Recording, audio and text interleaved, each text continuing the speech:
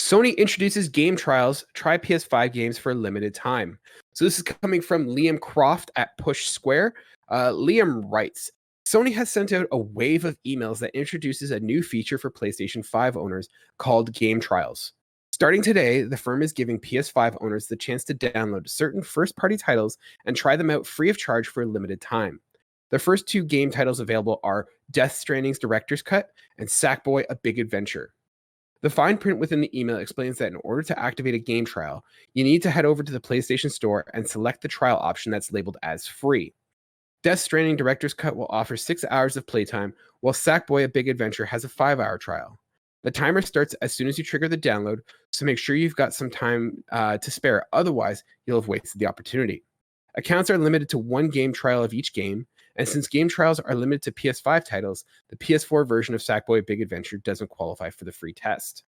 Your progress, save data, and trophies will all carry over into the full game should you choose to buy either title after the game trial expires. The game trials for Death Stranding Director's Cut and Sackboy: A Big Adventure are available until midnight on the 28th of October, 2021. Adam, what are your initial thoughts on this game trial program? Great idea, really bad execution.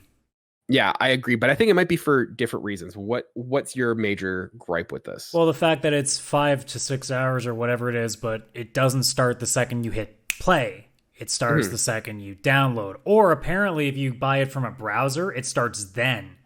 So you could potentially click that, and you could be at work at the start of your shift. You see, oh, this is a game trial that's just got put up, because Biomuted just got added as well, so now there's 3. So you could see that and go, oh, I'll do that, and then when I get home, I'll download it and play it. And by the time you get home from work, the time has already expired, and you can't even do it. So it comes down to, like, I love the idea, because this would have been great for games like you just said, Returnal, or obviously me with Demon Souls. Honestly, just make it 2 hours from the second you hit start. Just do it. It's not hard. You don't have to worry about timing issues, because that's what a demo, generally speaking, is the first, 30 minutes of a game, or a 30-minute excerpt at most. I don't think it's asking much to say a game that likely has 20 plus hours to say, hey, tried about 5 to 10% of the game, and here you go. Or you can scale the time based on the game itself. If, Sackboy, for example, I don't know how long it takes, but let's say it took 6 hours to beat, or at least 6 hours to complete the normal story, not counting getting all the trophies and everything else. Then you say, okay, here's the first 3 levels or 30 minutes. You can set the timer individually. The fact that they're baselining it is just opening it for a lot of problems with certain games. I think it really should just be let it be on a case-by-case basis. And that way you can get rid of this stupid system they have currently, which is as soon as you hit start, or as soon as you, whether it's browser or on the console itself, the time's already ticking. If you have a crap internet, you're screwed. Yeah. No, and that's the thing. I think it's a huge issue in that it is a time trial from the time you download, because I now need to decide that I'm going to be free for 6 hours from the time I hit download. So I need to start at 3 o'clock, and hopefully it downloads in time that I can play it for a couple hours. Yeah, I think that time from time of download really is kind of limiting, and I think that is a detriment to the system. I don't think it's going to last. I think it'll quickly get removed. I wonder if it has something to do with a security purpose, if there's a way that they know internally that I could spoof my system to think that I can play it longer. And I thought initially when this came out, okay, that's fine. If it's going to be the first 6 hours, but I mean, it sounds like I'm downloading the whole game, and that can take an hour or two. And if it's downloading the whole game, it's probably also downloading the updates, right? So it's not just the game, it's the updates. And if you have a game that is patched significantly, let's say a hypothetical situation like Cyberpunk 2077, that game has massive patches and massive downloads. So for you to get that 6 hours, you're really probably only going to get 3, maybe 4 hours at best, assuming you are downloading at a peak at a downtime that you have. So you must need to download at 5 a.m. so it's ready to go by 7. Yeah, realistically, what they should be doing is, once you get a game to a point where it's been out long enough that you've gotten your immediate pre-orders and your first 2 or 3 week buyers. And once the game's been patched to a decent amount, you can decide, okay, this is about the point that now we need to try to see if we can get some more people to buy this game. We plop a certain time limit on it, and now maybe we get a little bit of extra bias because people now have had the chance to play it, they like it, and they're coming in. Like Returnal again would be a great example of that. Like that would be a great game to say plop in 2 hours on and just say like, hey, have you been unsure of what you thought about this game? Maybe because of the difficulty, maybe because of the style of gameplay, maybe you don't really know the studio well, so you're kind of unsure to spend that much money on them. Here's your way to do it. I think I think this is a great idea. I mean, it shouldn't be considered a great idea because we've had this thing forever.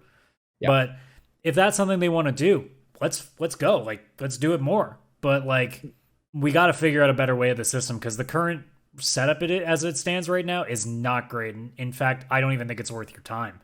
Unless you have like super, super fast internet and you have all the time in the world, it just seems kind of pointless right now.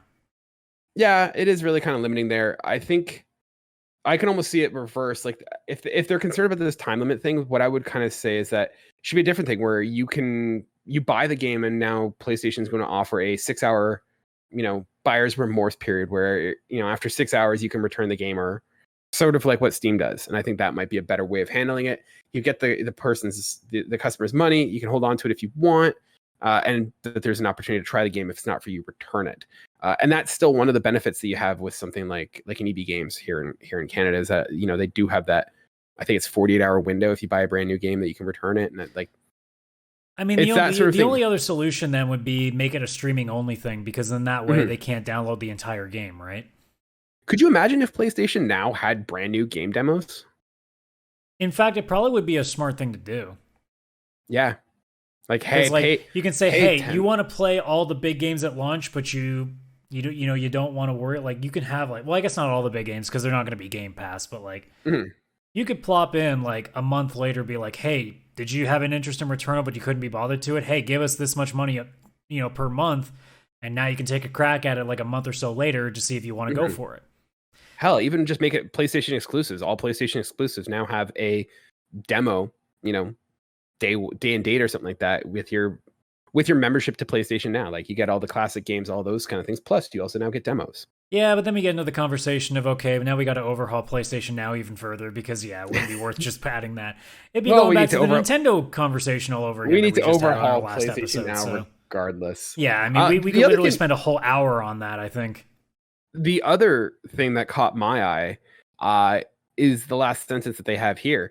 The game trials for Death Stranding Director's Cut and Sackboy: A Big Adventure are available until midnight on October 28th, 2021. So these aren't even staying. These are just temporary situations. So what the hell? Like, I don't hate it if they actually have like a consistent run. Like, like they have like 30 days or something like that each. Well, no. Like if they have, like if it's like Game Pass where they just like, okay, here, if you want to try this game, it's on for this limited time and you can do that or whatever. Like, but again, the system sucks, so it doesn't really make any sense either. So if it really was like this is available for a month or two, and it really was 5 hours and that's it, no quirks, no bullshit that it starts as soon as you hit download, like, then sure, whatever, put whatever time period. I honestly don't have an issue with most of the stuff they're doing. It just has to do with that one little thing that just seems so ass backwards to me. See, I look at it differently, and I look at it like you get one chance to download it. You have 6 hours as the moment you hit download, and then the game disappears. Like, Sony is really reluctant to let you actually have this demo, in the sense that, if you miss it, sucks for you. It's gone forever. And then, by the way, it's gone again at the end of the month. So yeah, I think if it's a demo, make it available. I think, like, do you think demos help or hinder games? It really should be there the entire time. There's no questioning that. But if they wanted to rotate them, I'm like, fine. But then get rid of the stupid download thing.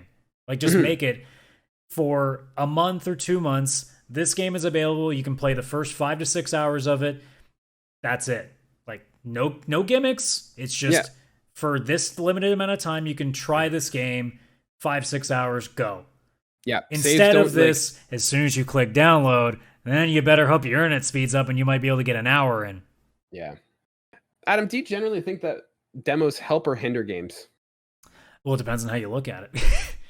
I'm asking you as a general question. Okay? Are you asking towards the gamer or the company? Towards the company. Do demos help companies? I would bet they do more to hinder than they do to help.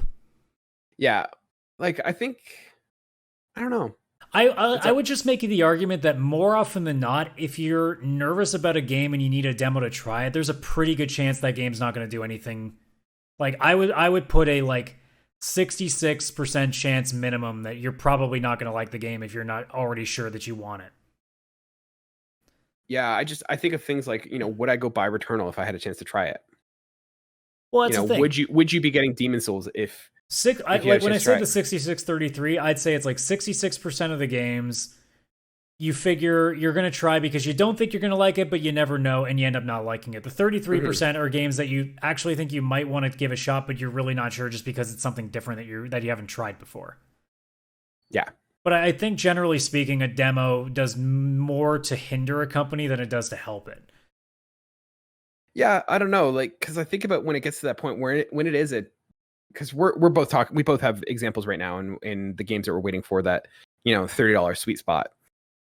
Is there a chance that it's going to come, and when it gets to that point, are we necessarily going to be buying it brand new? And I know those who go for digital will be, but for those who have the physical disc copy, are we going to be craving to go buy it brand new, or are we going to buy a used copy, secondhand that's as cheap, if not cheaper, than what the discounted cost is? And well, I mean, you can even make the argument if they put the demo out. We were sitting here being like, well, if it gets under $30, we'll buy it. And if a demo suddenly came out for Returnal and you were like, this game sucks, well, there's $30 they don't get anymore, right? Mm-hmm. So it really does go both ways. Like, there are some cases where demos were great. I don't think I would have bought Outriders if I hadn't had that demo. Mm-hmm. But I also probably would have looked at Avengers had I not played the demo. Now that I played the demo, I was like, this game is going to suck. And I was right. Mm-hmm. So I think it does go both ways. Yeah, I just think with PlayStation, they generally have yes, if I'm a, studio that, let's say, has less investment in the polish of my games, I could definitely see demos being an issue. But PlayStation makes an effort to have, a certain level of polish to their games, similar to what Nintendo does. And I think for them, there's less to be concerned about in terms of a demo. And it's not so much, hey, is this game bad? But rather, is this particular genre for you? And I think they might open themselves up to more opportunities in the sense that, having those demos, it's no different than having a Game Pass situation, right? Yeah, but I mean, Microsoft is willing to throw whatever money there. Sony's in a different case where I don't think they can just openly shell out so much money in their video game division. Microsoft can just burn money for all they care, it seems.